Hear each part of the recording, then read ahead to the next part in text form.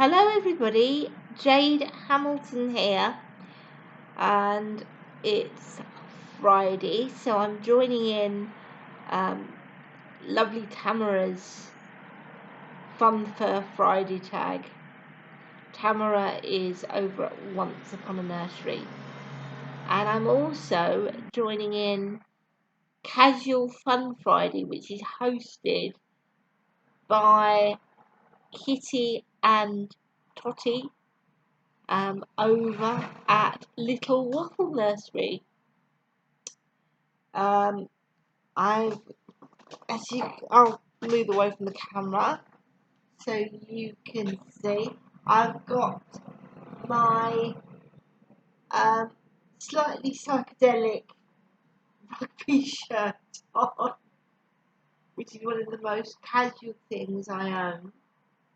And I've also got Jack in his stripy shirt and his jeans, although you can't see his jeans really because they're covered up by his little transport themed blankie, because he woke up this morning and asked for blankie, so I thought I'd give him blankie. Right, now on to the meat of this video. As I said yesterday when I was doing revolting rhymes, a lot of people have, well, one or two of my lovely subscribers have asked that I do another reading from Dirty Beasts. So, you know,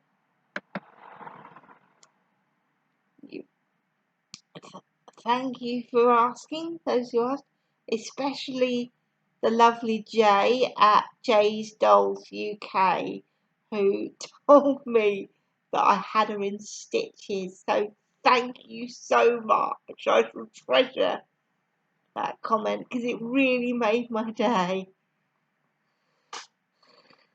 We're going to read a poem that's a particular, I mean they're all favourites of mine, but this particular poem from Dirty Beasts is one that I absolutely love.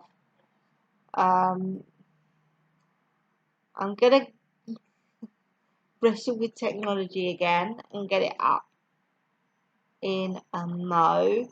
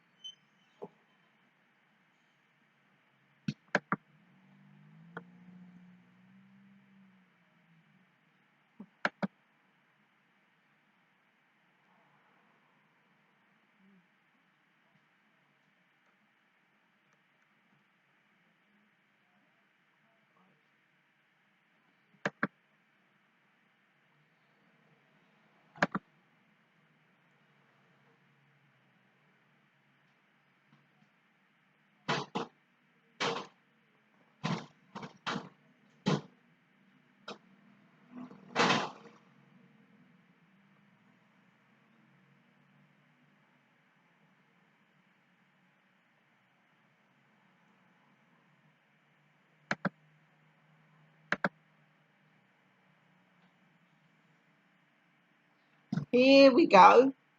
The toad and the snail. I really am most awfully fond of playing in the lily pond. I take off shoes and socks and coat and paddle with my little boat. That sounds cool, doesn't it, Jack? We shall have to go and do something like that ourselves one day. Although we best be careful not to get your fur too wet. We don't want you catching cold, do we?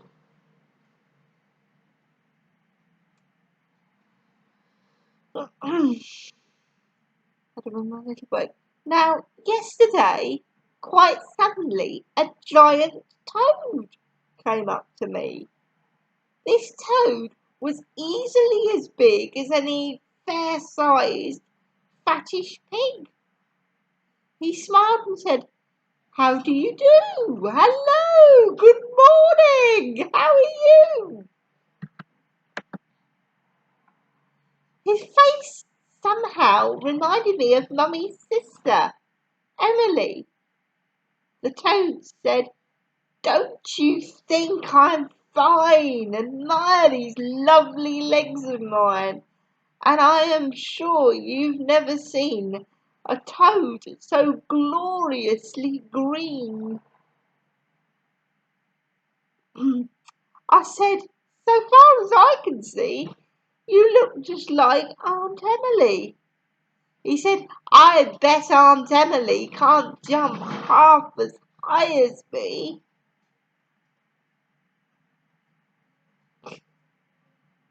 Can't jump one half as high as me, sorry.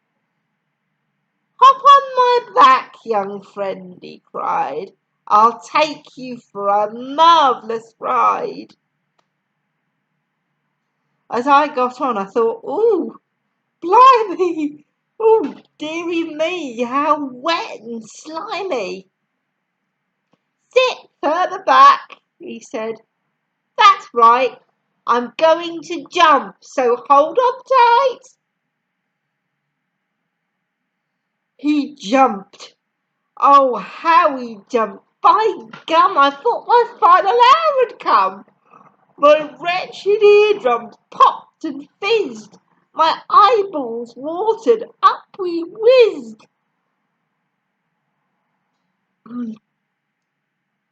I clung on tight. I shouted, "How much further are we going now?" Toad said, his face all wreathed in smiles, "With every jump, it's 50 miles." Quite literally, we jumped all over, from Scotland to the cliffs of Dover. Above the cliffs, we stopped for tea, and Toad said, gazing at the sea, "What do you say we take a chance and jump from England into France?" I said, "Oh, dear, do you think we ought to? I'd hate to finish in the water." But toads, you'll find, don't give a wink for what we little children think. He didn't bother to reply. He jumped. You should have seen us fly. We simply soared across the sea, the marvellous Mr. Toad and me. Then down we came, and down, and down, and landed in a funny town. We landed hard. In fact, we bounced. "We're there! It's France!" the Toad announced. He said, "You must admit it's grand to jump into a foreign land." No boats, no bicycles, no trains, no cars, no noisy aeroplanes. Just then we heard a fearful shout. "Oh, heavens above!" the Toad cried out. I turned and saw a frightening sight on every side, to left, to right. People were running down the road, running at me and Mr. Toad, and every person, man and wife, was brandishing a carving knife. It didn't take me very long to figure there was something wrong. And yet, how could a small boy know, for nobody had told me so, that Frenchmen aren't like you or me? They do things very differently. They won't say yards, they call them meters. And they're the most peculiar eaters.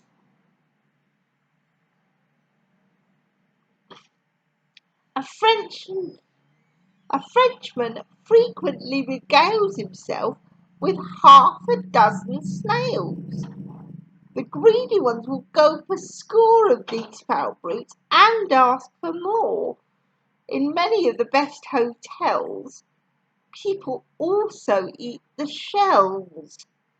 Now, I'm just going to give you a quick thing. I've had escargot snails before, many, many years ago. And I think Doug's exaggerated a bit here, because people don't eat snail shells. He's kind of going a bit nuts with because also there is a major difference between toads and frogs. But never mind. On with the poem. Just as I say, just a heads up that, as I say, because this book was written in the early 80s, some of the stereotypes, I think, will reflect attitudes of the time.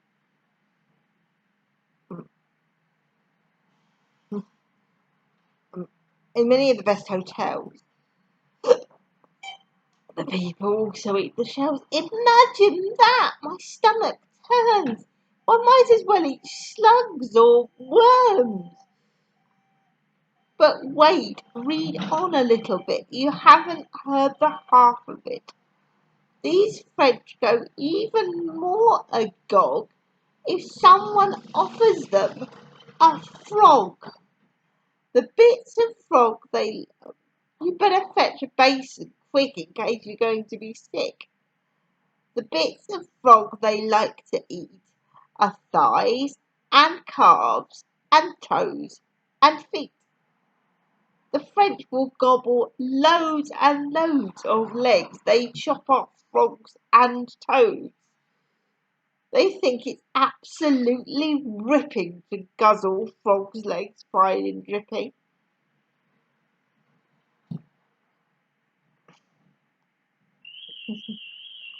That's why the whole town and their wives were rushing us with carving knives. They screamed, in French, "Well, I'll be blowed! What legs there are upon that toad!" Chop them, skin them, cook them, fry them. All of us are going to try them. Toad, I said, I'm not a funk, but ought we not to do a bunk? These rascals haven't come to greet you. All they want to do is eat you.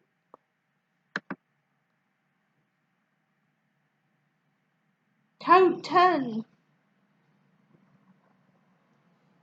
turned his head and looked at me and said, as cool could be, "Calm down and listen carefully, please.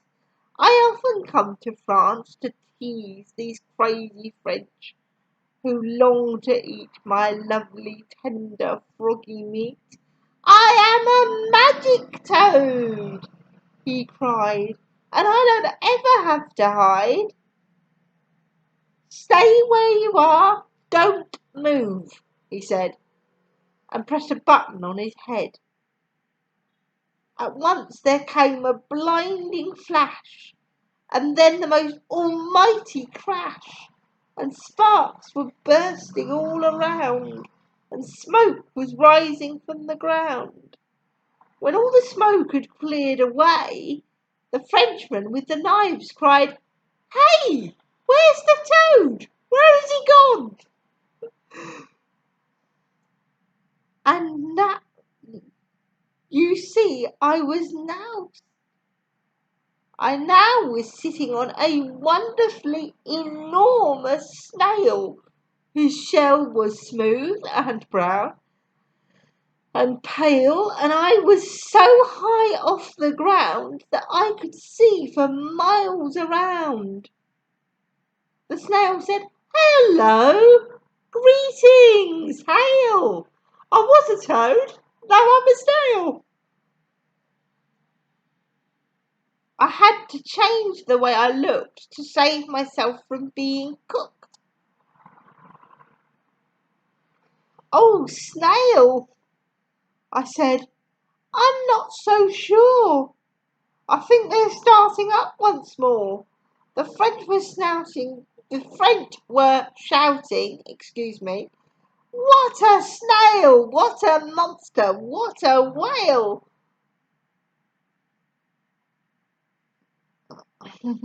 "He makes the toad look titty small. There's lovely snail meat for us all.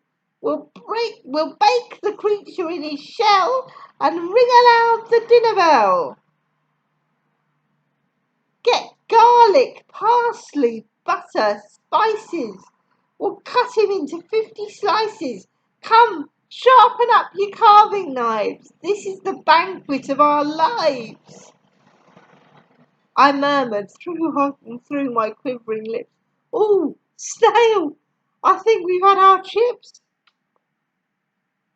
The snail replied, "I disagree. These greedy French, they'll not eat me." But on they came, they screamed, "Yahoo! Surround the brute, we'll run him through." Good gracious, I could almost feel the pointed blades, the shining steel.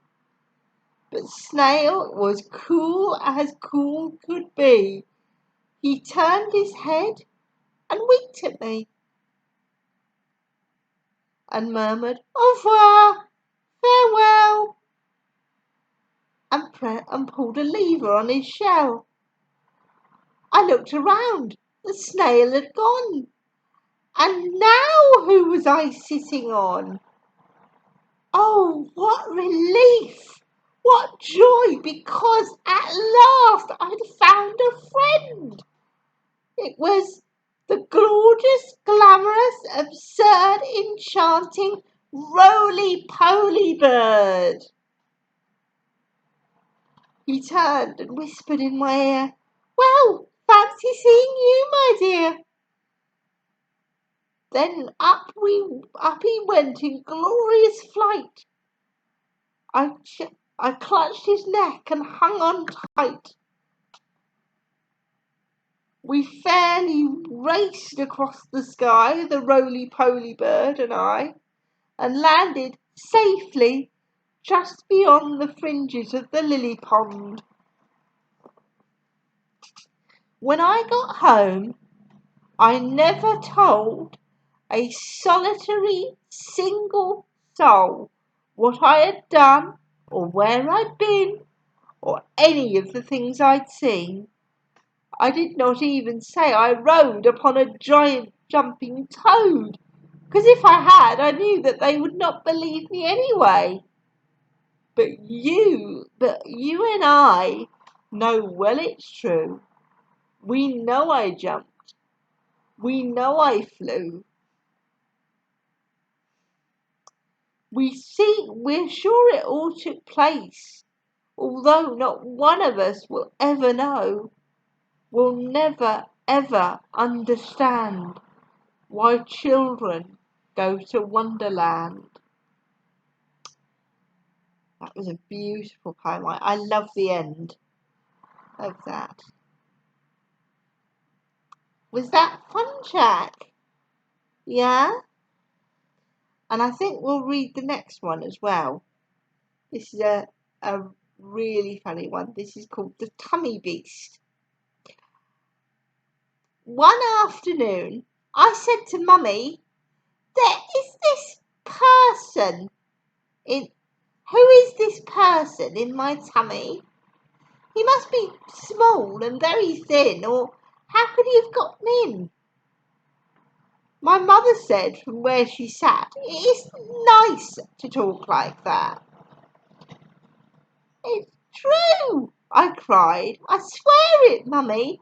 There is a person in my tummy. He talks to me at night in bed. He's always asking to be fed. Throughout the day he screams at me, demanding sugar buns for tea. He tells me it is not a sin to go and raid the biscuit tin. I know quite well it's awfully wrong to guzzle food the whole day long. But really, I can't help it, Mummy. Not with this person in my tummy. You horrid child, my mother cried. Admit it right away, you've lied. You're simply trying to produce a silly, asinine excuse. What is that, Jack? What's asinine? Asinine means something, daft, So Mum's saying that this little boy is trying to get himself out of the fact that he's greedy by saying there's a person in his belly telling him to eat. Silly, you're simply trying to produce a silly, asinine excuse. You are the greedy, guzzling brat, and that is why you're always fat. I tried once more. Believe me, Mummy, there is a person in my tummy. I've had enough, my mother said. You'd better go at once to bed. Just then, a nicely timed event delivered me from punishment. Deep in my tummy, something stirred, and then an awful noise was heard. A snorting, rumbling, grunting sound that made my tummy jump around. My darling mother nearly died. My goodness, what was that? She cried. At once, the tummy voice came through. It shouted, Oi, there, listen you. I'm getting hungry. I want eats. I want lots of chocks and sweets. Give me half a pound of nuts. Look snappy or I'll twist your guts. That's him, I cried. He's in my tummy. So now do you believe me, Mummy? But Mummy answered nothing more, for she had fainted on the floor. So the little boy was telling the truth. There really was a person in his tummy. And to be fair, that person seems like a bit of a bully, doesn't he? That's not very nice, is it? No. But thank you so much for watching, everybody. Have a lovely rest of your day and a lovely weekend. Hopefully, I'll see you again soon. Can you wave bye-bye, Jack? Cheerio.